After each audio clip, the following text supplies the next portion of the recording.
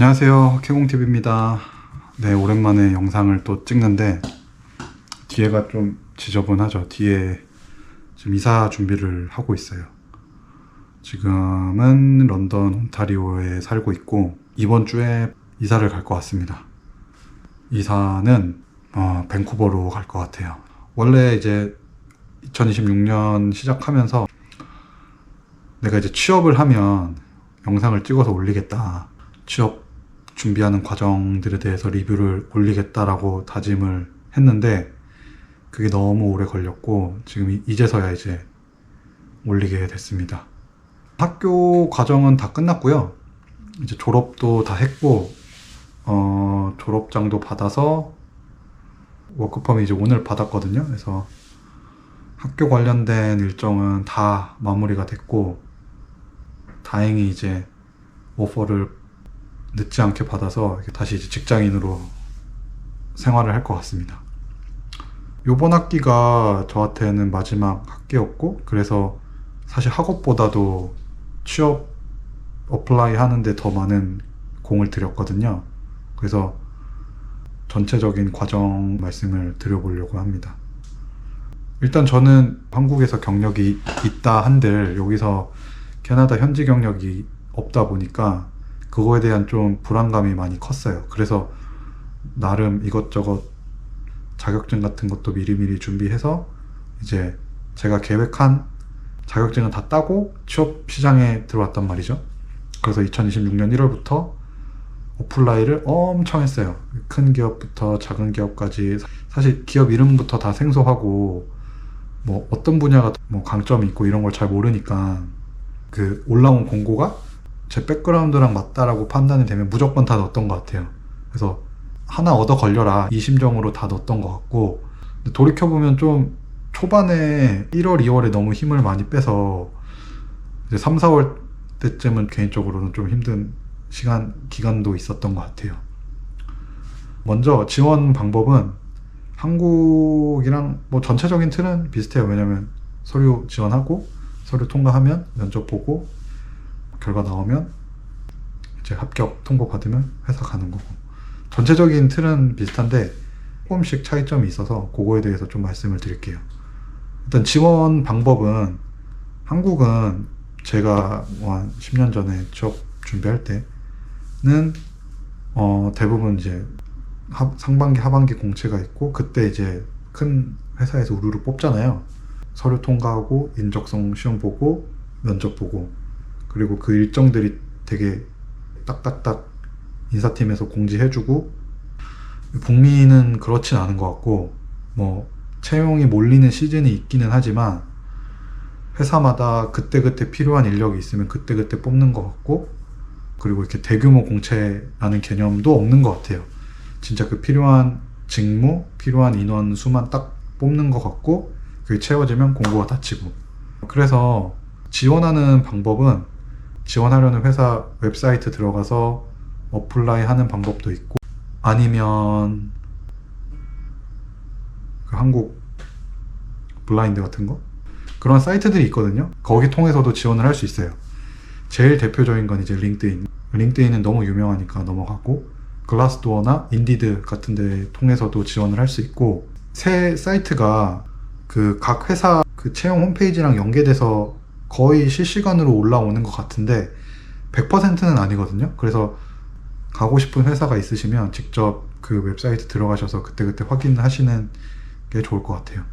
링크드인, 글라스도어, 인디드 통해서 자기 레주메 그 사이트에 올리면 쉽게 지원을 할 수 있는데, 사실 돌이켜보면 그러니까 서류 통과하는 확률이 높지는 않았던 것 같아요.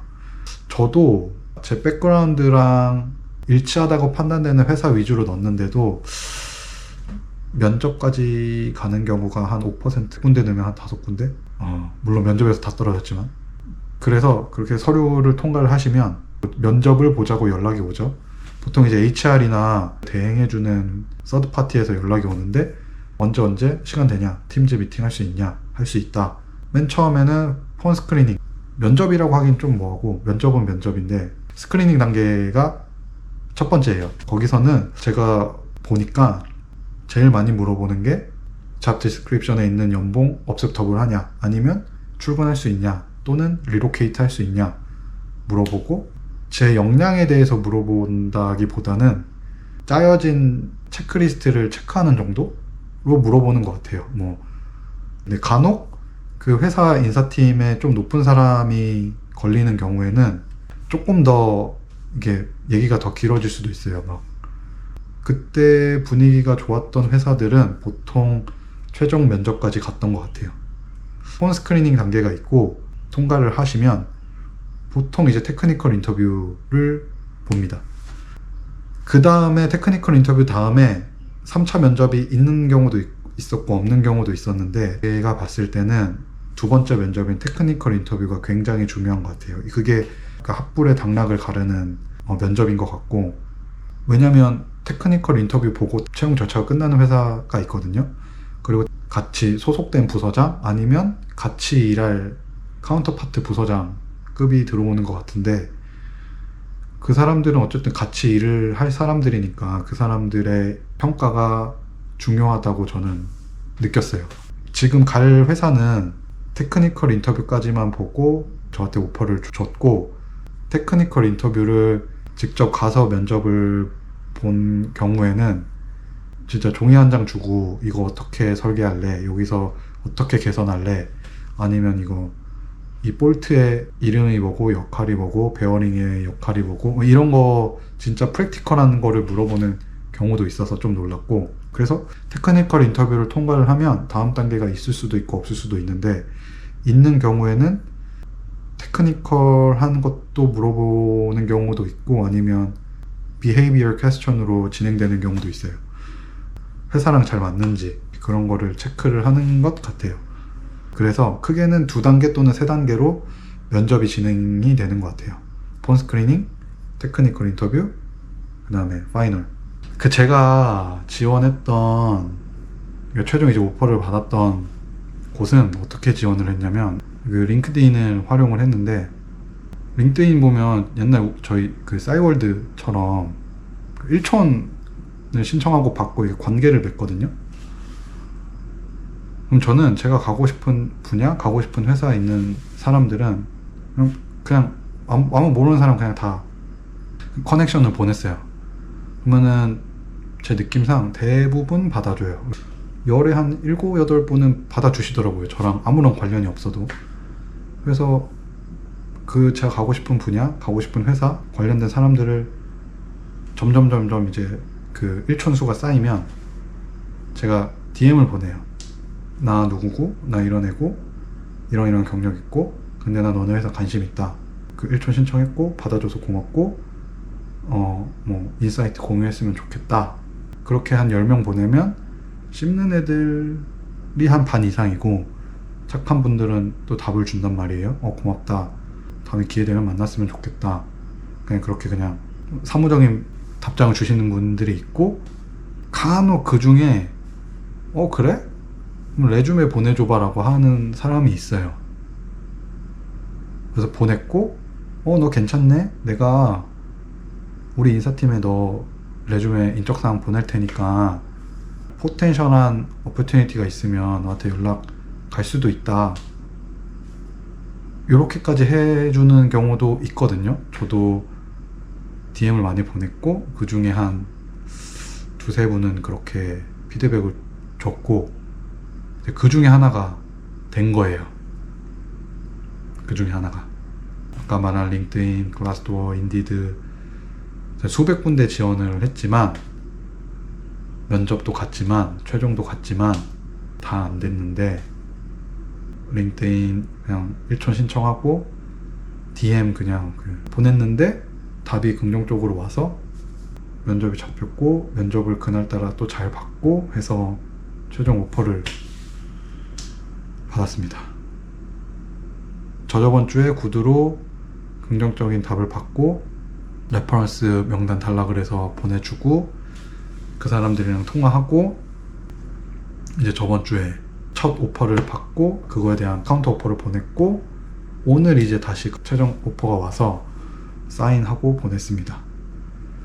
그래서 지금 이제 6월 15일, 오늘이 월요일인데 아마 목요일 날 밴쿠버로 넘어갈 것 같아요.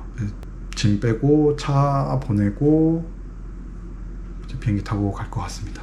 저는 이제 온타리오에서 학교를 나왔기 때문에 PR까지 생각을 하면 어찌됐건 온타리오 내에서 커리어를 쌓아야 그 영주권 점수 계산할 때 유리하단 말이에요. 온타리오에서 교육을 받고 사회에 기여할 수 있는 직장인이 되면 그게 어떻게 보면 영주권을 따는 제일 정석적인 코스인데, 그래서 저도 처음에는 온타리오 위주로 이제 어플라이를 많이 했단 말이에요.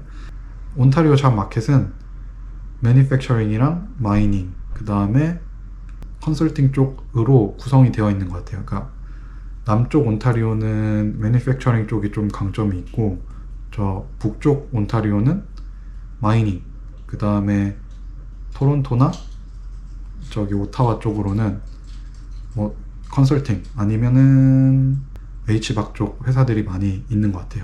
근데 제가 느낀 바로는 일단 온타리오 잡 마켓이 지금 좋지는 않아요. 미국과의 관계 때문에 매니팩처링 쪽, 그러니까 남쪽 잡 마켓이 많이 죽은 것도 사실이고, 있던 오프닝도 좀 프리징 되는 경우가 많아서 제가 지원을 하고 느껴본 결과는 그렇습니다.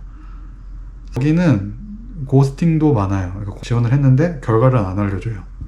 근데 더 웃긴 거는 최종까지 보고 긍정적인 피드백을 받았는데도 고스팅한 경우도 저는 있었어요. 2번이나 있었어요.